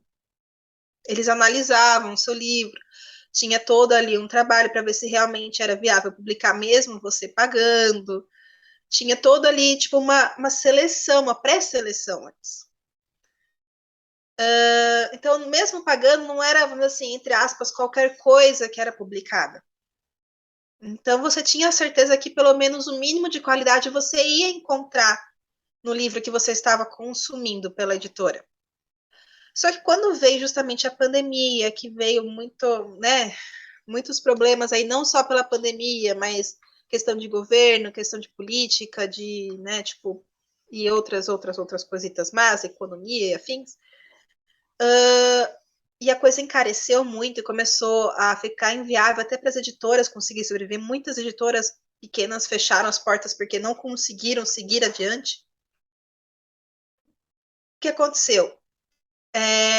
De repente começou algo do tipo, não vou colocar todas, mas pelo menos na maioria, pelo menos analisando o mercado editorial como eu venho analisando de uns tempos, se quer publicar com a gente, beleza, manda seu original, mas não para ser avaliado em questão de qualidade, mas para ser avaliado em questão de preço. Para a gente ver quantas páginas, quantos caracteres tem e te mandar o orçamento. Fazer pacotes para você publicar. É claro que isso abriu ainda mais as portas. Sim, abriu, porque facilitou para muita gente. No entanto, agora não existe mais a separação do joio e do trigo. Ah, mas a editora oferece um serviço de revisão, um serviço de edição. Sim, oferece. Eu mesma já fiz vários freelas para muitas editoras de revisão e edição. Só que o problema é que o prazo é curto. Então, muitas revisões que você faz não são revisões com edições de qualidade. É aquela revisão básica, para você ver se realmente o livro está ali redondinho, não é redondinho não, assim, tá ali tipo, escrito de acordo, tudo. Mas o livro ele não vai sair redondinho, bonitinho, com uma trama fechada, começo, meio e fim, com personagens plausíveis, com personagens que mantêm a personalidade e tudo. Porque não dá tempo de você fazer uma edição dessa forma. E como a pessoa está pagando, e ela também paga para ter um deadline ali, que tipo, fala, quero publicar na Bienal do Livro. Ok, Bienal do Livro é mês que vem. Tá, eu estou pagando a mais justamente porque eu quero publicar na Bienal do Livro. Corre aí. A editora tem, justamente por ter aberto as portas, ela tem, sei lá, mais 12 não, mentira, acho que mais uns 200 livros para poder publicar até a Bienal. Para fazer o lançamento na Bienal, porque todo mundo quer um lançamento na Bienal. E aí o que acontece? O joio do trigo não é separado, passa tudo na peneira. Nem tem mais peneira, passa tudo. E aí quando. Então, assim, o que antes você tinha certeza que o mínimo de qualidade você encontrar, hoje nem mais certeza do mínimo você encontra. E a chance de você pegar um livro ruim é maior, ruim assim, que eu digo assim, com uma narrativa defasada, com uma narrativa fraca, com erros, com falta de continuidade, problemas de continuidade, tudo, é muito maior. Então, o que acontece? A cada 20 livros que você consome nacionais, apenas 5, vamos dizer assim, são de qualidade. E a chance de um leitor ocasional ou de um leitor comum chegar nesses 5 diminui. Acho que, ao meu ver, assim, pelo menos isso ainda é muito raro de acontecer em editoras, porque ainda tem um processo de seleção. Mas eu acho que com essa possibilidade das pessoas publicarem pela Amazon, por exemplo, qualquer um chega e pode publicar. Então, o risco de você pegar o livro E é muito maior.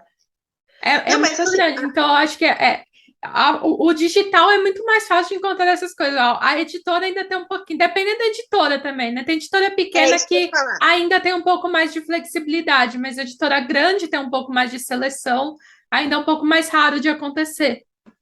Eu tô generalizando, mas assim, basicamente são editoras pequenas que, para sobreviver, elas não estão fazendo a avaliação. Elas estão realmente vendendo o serviço editorial delas, vamos dizer assim, e ponto. Elas não estão avaliando, falando se o livro é bom ou não. Ah, você quer publicar? Se o livro é ruim, beleza, não tem problema. Desde que você pague, a gente faz aqui, deixa o livro tinindo, bonitinho, pronto para vender. Mas o enredo é ruim. Paciência, ele pagou, o cliente pagou. Mas é porque a editora pequena ela precisa sobreviver, que nem eu disse. Muita editora pequena fechou, não aguentou. Então, para elas aguentarem, elas não podem se dar ao luxo de selecionar os clientes. Então, se você está pagando, você vai publicar. As editoras de médio porte, ainda elas conseguem dar uma barrada, ainda elas conseguem dar uma avaliada, elas conseguem ali trabalhar, porque ainda tem ali um certo capital ali, né, tipo, que elas conseguem trabalhar. E as editoras grandes, de nome, tipo, né, Intrínseca, Rocco, Companhia das Letras, essas, sim, como elas já têm nome, elas têm um patrimônio ali que está não vou dizer tranquilo, né? Mas tá ali, dá para elas se sustentarem. Essas, sim, elas até hoje sempre foram, elas não abrem mão da avaliação. Você tem que passar por uma avaliação super criteriosa. Tanto é que os livros com elas não são pagos. Quem publica por elas é 100% gratuito, porque elas avaliaram e elas estão comprando o seu livro porque acharam que vale a pena. Essa é a diferença. As de médio porte acontece isso e acontece a compra, mas mesmo assim, mediante avaliação, eles avaliam tudo.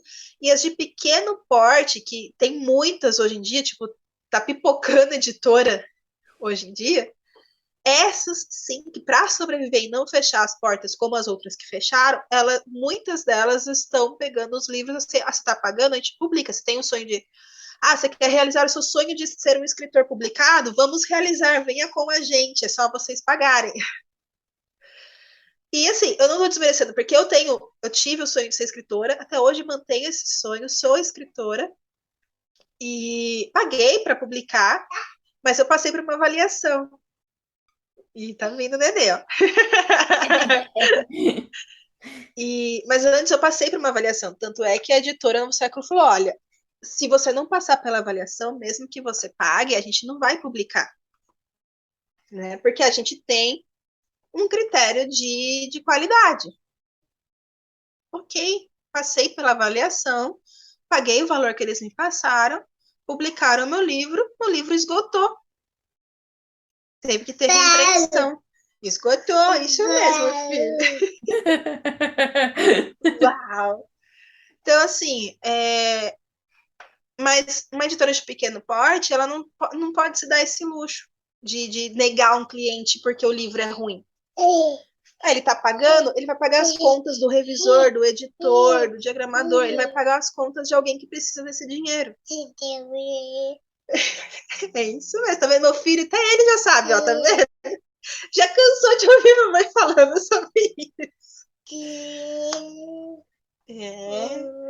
Então, o que acontece? Hoje em dia, a literatura nacional ela tem muitas promessas, sabe? Tem muito escritor bom, muito. Não só o que já está no mercado, mas o que pode vir a crescer no mercado. Mas isso acaba ficando mais lento, acaba prejudicando, né? Tipo assim, esse crescimento editorial da literatura nacional por causa justamente disso, dessa porteira que se abriu e não consegue mais fechar. Sabe que... Oh, meu filho, tá vendo? Então o Samuel fica sensível com esse debate. Mas é que eu falo, isso que eu tô falando não acontece só no Brasil, não, acontece lá fora também. Muito livro que a gente importa, que a gente traz, não é que é bom só porque é internacional, ele pode ser muito ruim, mas muito. Eu já peguei muito livro internacional ruim, mas ruim, das forças. mas que tava vendendo mais que o nacional, que era fantástico, porque é internacional. Só por causa do selo internacional Sim. de uma autora dos Estados Unidos. E eu falo assim, não, gente, olha ali, tem um nacional que eu já li que é fantástico, é maravilhoso, é incrível. E Uhum. por que vocês estão lendo esse livro porcaria aqui se vocês podem ler aquele livro maravilhoso? Porque isso aqui veio dos Estados Unidos. Eu falo assim, não, faz sentido. Nacionalidade não é parâmetro de qualidade. Nacionalidade é somente o local de onde veio o seu livro. Ponto. Não deveria ser considerado como uma avaliação de qualidade da obra. Eu acho que hoje em dia assim, a literatura nacional cresceu bastante. Que a gente vê autores que começaram com autopublicação, que hoje estão sendo publicados, Clara Alves, Sim, sim. A a, própria a Karina Ricci não vai ter agora uma série ou um que filme vai ter a dos série livros de dela? Perdida. Então. Ai, desculpa. A Thalita Rebouças, jornalista. Cara, Cresceu séries. muito no meio literário. Paula Pimenta, Bruna Vieira, a Babi. Sim. Gente, é muito nome. É fantástico. O Rafael Montes. O próprio Rafael Dracon, Carolina Munhoz, que hoje estão trabalhando aí com Netflix, qual que é a outra? Que agora eles estão no HBO, eu ia falar BBC, mas é HBO, eles estão. Nós estamos morando nos Estados Unidos com contratos com justamente emissoras e streams Uhum. que a gente consome o tempo todo. E são autores nacionais, sabe? É, e são obras de qualidade, você olha, tipo, tem narrativa de qualidade ali. Só que as pessoas esquecem. Muita gente esquece. O pessoal consome e esquece que consumiu um livro nacional e que era bom, sabe?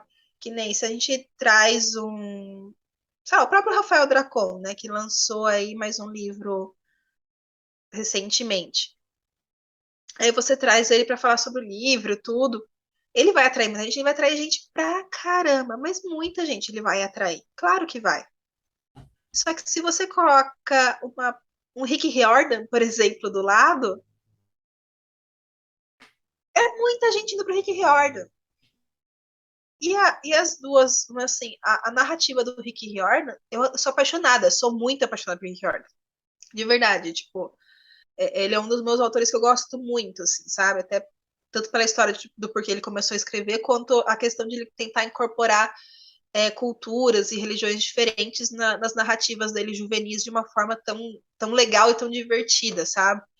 Mas o Rafael Dracon também fez a mesma coisa, sabe? Ele usou narrativas incríveis. Dragões de Éter, sabe? Tanto é que ele lançou uma continuação de Dragões de Éter. Você lê, é muito bom. Ele usa personagens, tipo Branca de Neve, Chapeuzinho Vermelho, como se eles. O que acontece com eles nos bastidores, no depois do Felizes para Sempre, que todo mundo imagina isso. E é muito legal. Ele incorpora religiões e culturas brasileiras ali no meio com os personagens de fábulas, de contos. E, e as pessoas parecem que não percebem isso, sabe? Ele fala assim, é tão bom quanto. E ele é um livro nacional. Mas um autor internacional atrai mais por causa desse falso parâmetro de qualidade que as pessoas colocaram em questão de nacionalidade. Eu acho que uma coisa que eu percebo, assim, pelo menos, você não foi na Bienal desse ano, né?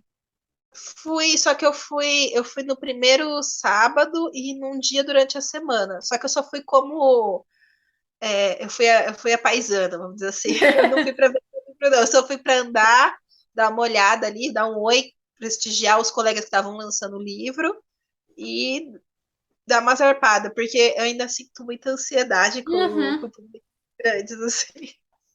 Mas uma coisa que eu percebi nessa Bienal é que tem muito. é, a literatura nacional teve muita força e muito disso veio por conta das redes sociais, exclusivamente por conta do BookTok, que é algo que vem crescendo. Sim, sim. Então, Pedro Ruas teve muita força nessa Bienal. Teve. Ai, quem mais? Clara Alves teve muita força nessa Bienal. Pedro Rua se tornou um dos autores mais vendidos do stand da seguinte. Sim, verdade, é verdade. Então, eu acho que essa força das redes sociais, de pessoas com perfil literário falarem de literatura e apoiarem mais os nacionais, tem dado essa força também. Com certeza. Tanto é que, assim, a internet, vamos dizer assim, né, as redes sociais, ela é tanto uma maldição quanto um benefício, depende de como ela é usada. E brasileiro começou a consumir mais brasileiro das redes sociais.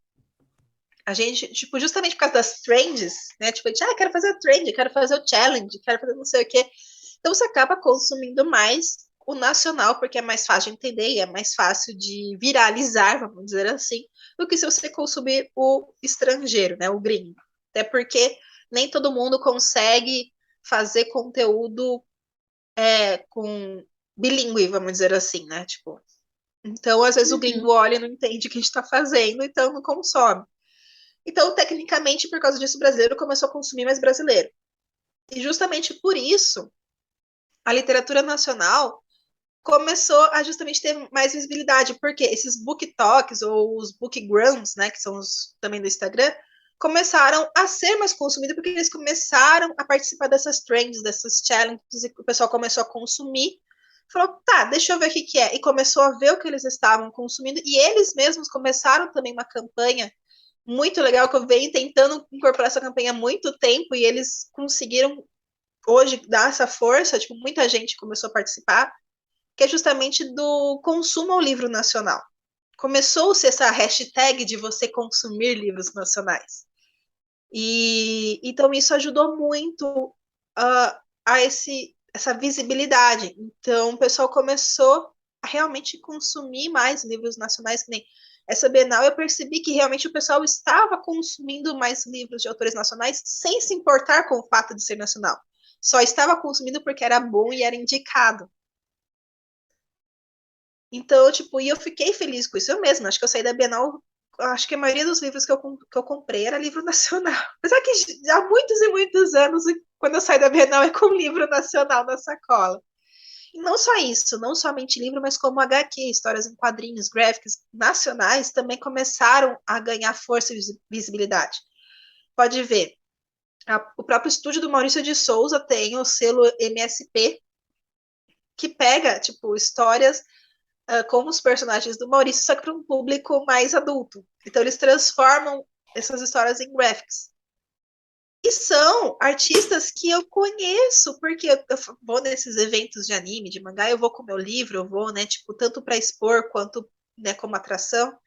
E a gente já tem o Artist Alley, né, que é o beco dos artistas, e a gente tem grupos, né, de escritores e artistas desses eventos. Muitas vezes eu falo assim, nossa, eu não acredito que ela conseguiu, nossa, ela tá lá, olha só, publicaram, ela vai fazer parte do estúdio do Maurício de Souza, ela é uma SP agora e não sei o quê. E, tipo, eu fico muito feliz porque eu sei que ela vai ser consumida e vai ser valorizada. Um Uma exemplo artista, disso é a Ilustralu, do Arlindo. verdade. Então, assim, eu fico muito feliz. E isso Uhum. também para os autores nacionais, sabe? Muito escritor nacional está ganhando destaque graças às redes sociais e as editoras de grande porte começaram também a ver os autores nacionais com outros olhos. Porque até então havia uma brecha para a gente poder publicar em editoras grandes. Né? A gente Eu era acho que as avaliado. redes sociais também dão essa força das editoras E, enxergarem, caraca, esse autor tem muita força na internet, eu posso investir nele. exato. E outra coisa, porque assim, a gente tinha essa brecha? Tinha, mas era uma brechinha desse tamanho. Com um fluxo desse tamanho querendo passar. Então era muito, muito original que eles recebiam. Até hoje, né, recebem, provavelmente. E eles eram muito mais críticos com a literatura nacional, porque justamente tinha esse preconceito muito mais latente com a literatura nacional antigamente. Muito mais forte. Hoje ainda tem, mas antigamente era muito mais forte. E aí o que aconteceu? Com as redes sociais Hoje a mostrando e cabeça está expondo. mais aberta das pessoas, né, a falar, Exato. eu vou dar uma chance. Deixa eu ver se me agrada, sabe? Eu vou realmente ler. Não vou, tipo, já vou criticar porque é autor nacional. Não, tipo, Então, o que aconteceu? Essas editoras grandes, ela fala assim, tá, olha só, que nem você falou, esse autor aqui tá famoso, a gente podia investir nele. Vamos dar uma olhada? Aí quando vai falar, puta, ele já mandou original pra gente. Por que que não passou? Ah, porque eu li o original dele junto com outros mais 500 originais. Tipo, chega uma hora que ninguém aguenta também. E como, né, tipo, não achei nada demais, era parecido com o que a gente sempre publicava, passou. Tipo, passou batido. Mas peraí, por que que a internet então tá ovacionando tanto, cara? Vamos dar uma olhada de novo, vamos dar mais uma chance pro original dele. Vamos avaliar de novo esse original. Pô, cara, olha aqui o que passou. Olha só que qualidade. Olha esse capítulo aqui. Olha esse reviravolta. Olha esse plot twist. Olha isso. Cara, olha esse debate que está sendo imposto aqui. Mano, tem qualidade? Tem qualidade. Pode ser que a obra dele tenha tanta qualidade quanto as outras 500 obras que foram junto com ele? Pode sim, pode ser que ele tenha ali que, tipo, outras 20, 30 pessoas que escrevam igual a ele, tenham tanta qualidade quanto ele e não foram reconhecidas? Pode, claro que pode. Mas ele, graças à internet, teve a visibilidade necessária para a editora falar: pega de novo o exemplar dele para a gente olhar. Analisa de novo o exemplar dele. Dá uma olhada, vamos conversar com o autor para ver se ele está disposto a publicar com a gente. E claro, né, sempre tem aquelas, né, tipo, a capa tem que ser a nossa, não sei o que. Sempre tem aqueles debates que a gente tem com o editor do tipo, não, isso aqui eu abro mão, isso aqui não abro mão, isso aqui sempre tem, é normal. Vamos ver se dá para viabilizar isso. Dá para viabilizar? Dá. Beleza, bola para frente. Agora, tem muito mais gente que tem tanta qualidade quanto, ou até às vezes mais. Que nem eu falei, tem muito nome promissor aí que ainda é pequenininho, que eu leio e fico, meu Deus do céu, que livro fantástico, que ainda não foi, né, ainda não foi visto. Mas eu acho que é um processo ainda, e é claro que, infelizmente, mesmo quando todo esse preconceito, né, tipo, tiver quase no zero, tiver no mínimo possível, as portas estiverem muito mais abertas, se tiver realmente uns critérios de avaliação melhor, ainda assim vai ter muito nome de qualidade que infelizmente nunca vai ser descoberto. É normal, isso em qualquer área cultural, de qualquer coisa que você vá consumir, tem muita gente genial por aí que infelizmente fica na sombra, né? Uhum, Mas pelo menos a gente consegue ainda desvendar alguns nomes a mais aí no meio aí com esse crescimento. O único sim. problema é que justamente com essa facilidade da publicação, seja física, se você tiver dinheiro, ou seja virtual, para quem não tem dinheiro, mas quer publicar só por publicar, a coisa realmente, esse trigo do joio dificultou um pouco. Então, por isso que o pessoal até, tipo, quando quer um nome de qualidade, busca editoras grandes, selos de editoras grandes no livro para ter certeza de um parâmetro de qualidade. Só que com isso, muito nome bom, que começou pequenininho, como independente, como e-book da Amazon, como editora pequena, às vezes passa batido porque justamente até chegar nesses 5 nomes bons dos pequenos, a pessoa encontrou uns 20 ruins antes. Porque não teve justamente, não está tendo esse parâmetro de qualidade dos pequenos para baixo e nos independentes, né? Porque abriu muito, mas muito. Facilitar ajuda, sim, facilitar ajuda. Que eu falo, gente, todo mundo pode ser escritor. Todo mundo. Eu apoio muito esse sonho de você publicar o seu livro, de você se tornar escritor, eu apoio muito. Mas vamos publicar coisa com qualidade. Por isso que nos meus cursos e até nos cursos gratuitos que eu dou, eu forço muito isso. Falo assim, gente, não entrega qualquer coisa. Vamos escrever algo de qualidade, vamos entregar algo de qualidade, sabe? Não importa se é um e-book, mas vamos aqui aprender a criar algo de qualidade e transformar um produto final realmente muito bom para o seu leitor, porque o seu leitor também merece consumir algo bom. Se você tem uma história para contar, então vamos contar ela de uma forma bem feita, vamos contar bem, não vamos fazer uma fofoca. Vamos pegar o alto-falante ali e gritar. Vamos falar para todo mundo ouvir, não vamos só fazer uma fofoquinha que quem conta um conto aumenta um ponto e no final ficou por isso. Então, pessoal, tipo, eu tô justamente de uma forma pequena tentando influenciar as pessoas, tipo, gente, vamos escrever bem, vamos contar a sua história bem, você consegue, todo mundo é capaz.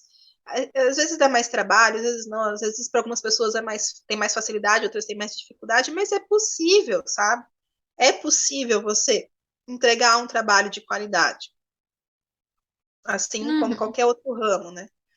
Mas infelizmente as pessoas, assim como a facilidade vem para ajudar, muitas vezes ela dificulta, porque a pessoa tem essa Eu falsa acho que noção não de que a basta só facilidade. você escrever, né? Colocar as palavras no papel, mas sei lá, dá para um amigo ler, ver o que ele acha, Isso, antes de um sair beta, uma leitura publicando. crítica, exatamente, ver antes a opinião de alguém, Não sabe? Que nem necessariamente pagar, você pode conversar com a amigo, você fala, eu escrevi isso, você pode dar uma lida?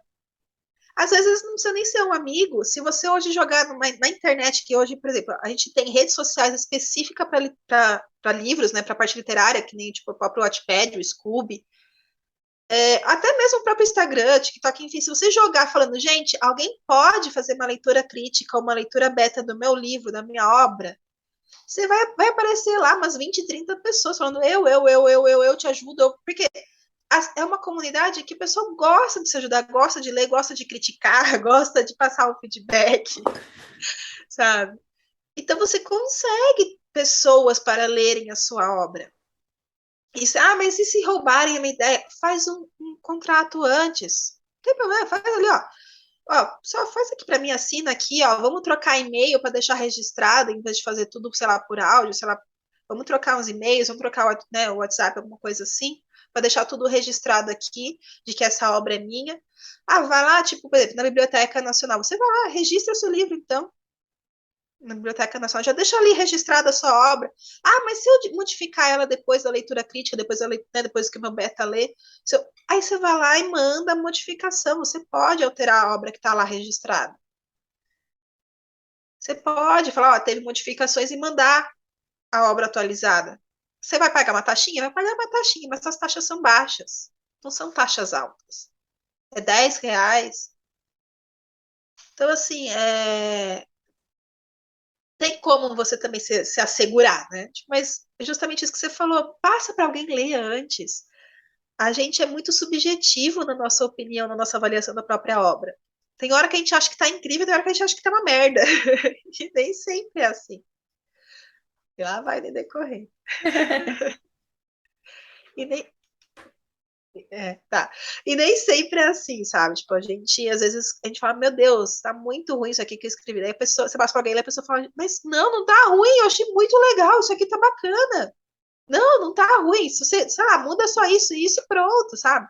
E às vezes tem hora que fala assim, nossa, gente, isso aqui, ó, é outra maravilha do mundo. Olha só que coisa maravilhosa que eu escrevi. Gente, que ideia genial. Isso aqui tá fantástico. Aí a pessoa vai lá e fala, ah, tá, é, é, não sei se eu entendi. Na hora que a pessoa fala, não sei se eu entendi, você fala, ai, meu Deus, tá uma bosta. Entendeu? Tipo, é bom você ter alguém fora da sua própria cabeça para ler o que você está escrevendo. E isso já ajuda muito. Sem contar que depois tem muitos outros profissionais que você pode contratar, né? Tipo, você pode, inclusive, estar ajudando alguém, tipo, pagando tudo. Você pode encontrar orçamentos de diversos valores, desde mais baixo até mais alto, mas que você pode ali investir na sua obra, que é um revisor, um editor, um Uhum. diagramador, um capista, até mesmo um artista para fazer a arte para o capista fazer a capa do seu livro. Sabe, tem ali pessoas especializadas que podem te ajudar com isso e que vão transformar sua obra numa obra de qualidade, mesmo que independente. Uhum. Mas muita gente pega, vai lá no Canvas, faz a própria capa, não é nem capa provisória, tipo, que nem no Notepad eu tenho umas capas provisórias lá do Canvas, mas é provisória, tá lá no Notepad só para o pessoal ler, dar avaliação e ponto, o feedback, acabou. Mas não, na hora de publicar, eu vou fazer uma capa. Não, tem gente que vai lá no Canvas, faz uma capa, joga o livro que você vai ver a diagramação tá uma porcaria. Sério, tá uma diagramação muito, muito ruim que você fala, meu Deus do céu. É tipo a pessoa pegou, começou a escrever no Word com aquele calibre, não sei o que, e jogou. Sabe, sem espaçamento, sem nada, enfim. Aí você começa a ler, aí a pessoa muda o tempo verbal de repente no meio da obra. Aí um personagem que chamava Beta vira Betty, sei lá, uma coisa do gênero, sabe? Assim, de repente muda, tipo, já peguei obras que, sei lá, a personagem chamava Carol e terminou como Cynthia. Era uma coisa assim.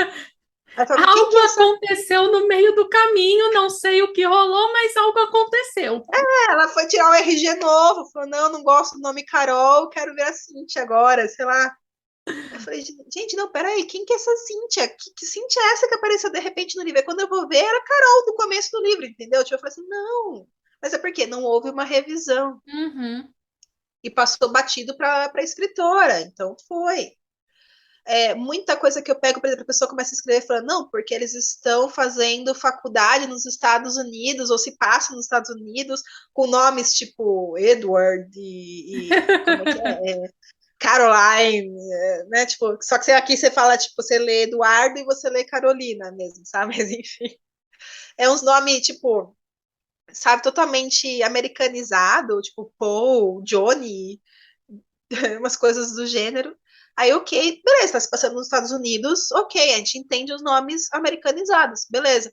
Tá fazendo faculdade, ok. Aí você começa a ver a descrição da faculdade, a descrição de um colégio.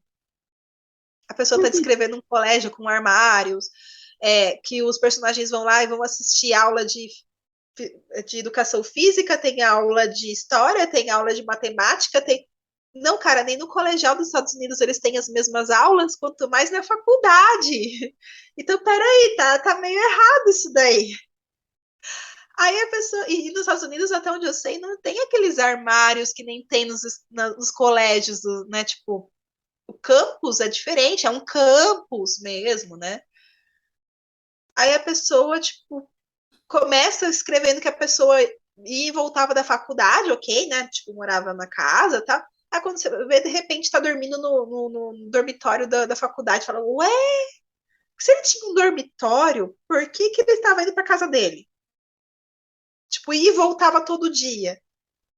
Se Algo ele. se perdeu no meio do caminho.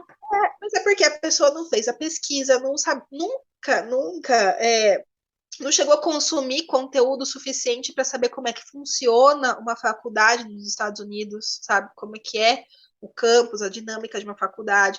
Ela simplesmente escreveu ali pautado no que ela consome no sentido de série, no sentido. E geralmente série teen, né? Série mais adolescente, é colegial que acontece as coisas, não na faculdade. Você quer acrescentar mais alguma coisa que a gente não falou?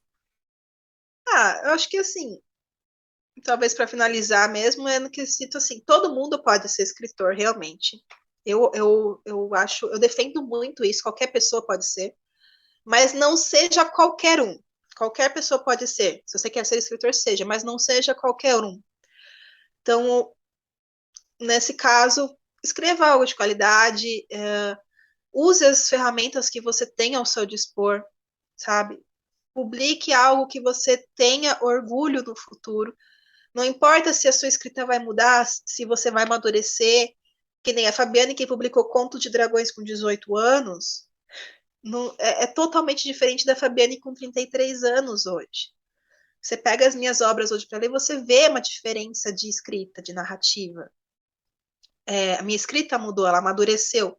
Mas eu não tenho vergonha da Fabiane que escreveu Contos de Dragões com 18, pelo contrário, eu tenho um mega orgulho. Porque eu entreguei algo de qualidade, sabe? Eu entreguei algo muito bom que até hoje é consumido e todo mundo gosta, sabe? Tem o seu público, né? Não é para todos os públicos, mas tem o seu público. Então, escreva algo assim, que mesmo que você mude, que você amadureça, que daqui a alguns anos você perceba que a sua escrita mudou, seu gênero mudou, sabe, sei lá, você escrevia fantasia, foi pro terror, ou, sei lá, escrevia romance e de repente você foi para um suspense, não importa, mas escreva algo de qualidade que você continue tendo orgulho, continue divulgando e falando e tratando como um grande feito seu. Não publica só para dizer que deu vontade, publiquei. Ou então, percebi que está na moda escrever livro hot lit, né? Então eu vou publicar para ganhar dinheiro. Porque é fácil escrever um conto erótico, escrever um livro erótico. Não, não é fácil. Porque se você acha que é fácil e só publica por publicar, você também desvaloriza o sonho de muita gente que está ali realmente batalhando para conseguir publicar um livro e ser escritor. Sabe? Não é à toa que a gente segue aquela tríade máxima que é tipo que para você ser lembrado depois, né, tanto em vida quanto em morte, é você ter deixado a sua marca, é você ter escrito um livro, ter plantado uma árvore e ter tido um filho, né? Tipo, faz sentido isso, porque o seu livro, depois que você se vai, ele fica. Então, não escreve só por escrever, só porque tem a facilidade. A facilidade está aí para justamente facilitar, para dar mais acesso a quem não tem a disponibilidade, não tem o dinheiro, não tem como publicar normalmente. Mas não quer dizer que você também tem que tratar isso como uma coisa banal, sabe? Tipo, lute por isso. Realmente faça valer a pena. Trabalhe por isso. Olhe para aquilo com orgulho, assim como você olha orgulho, com orgulho para aquilo que você faz na sua vida normalmente, que tipo deu trabalho, mas que no final você fala, olha que coisa bonita. Tipo, é o mesmo princípio. Então, acho que essa é a minha dica, assim, para finalizar, é justamente isso. Tipo, valorize o seu trabalho. Então, Uhum. não publique por publicar. Que assim você valoriza o seu trabalho e o do coleguinha também. Exatamente.